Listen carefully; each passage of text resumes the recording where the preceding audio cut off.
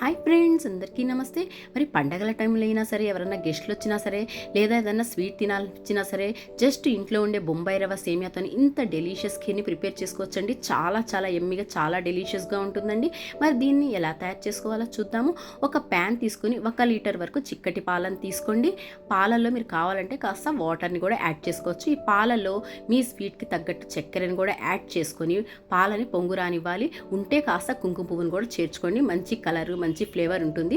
తర్వాత ఇంకొక ప్యాన్ తీసుకొని ఫ్రెష్ నెయ్యిని వేసుకొని మీకు నచ్చిన డ్రై ఫ్రూట్స్ని వేసుకొని ఈ విధంగా ఫ్రై చేసి తీసుకొని పక్కన పెట్టుకోండి.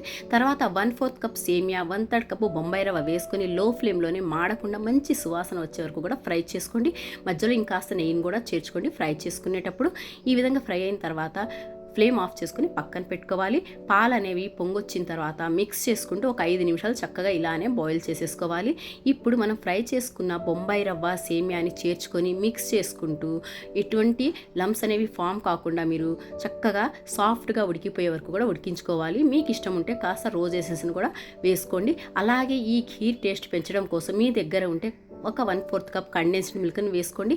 ఫ్లేవర్ కోసం కాస్త యాలకుల పొడిని కూడా చేర్చుకొని ఇలాగ మిక్స్ చేసుకొని ఫైనల్గా ఫ్రై చేసుకున్న నట్స్ని కూడా యాడ్ చేసేసుకొని మీరు ఒక్క నిమిషం లో ఫ్లేమ్లో కుక్ చేసుకొని ఫ్లేమ్ని ఆఫ్ చేసేసుకోండి.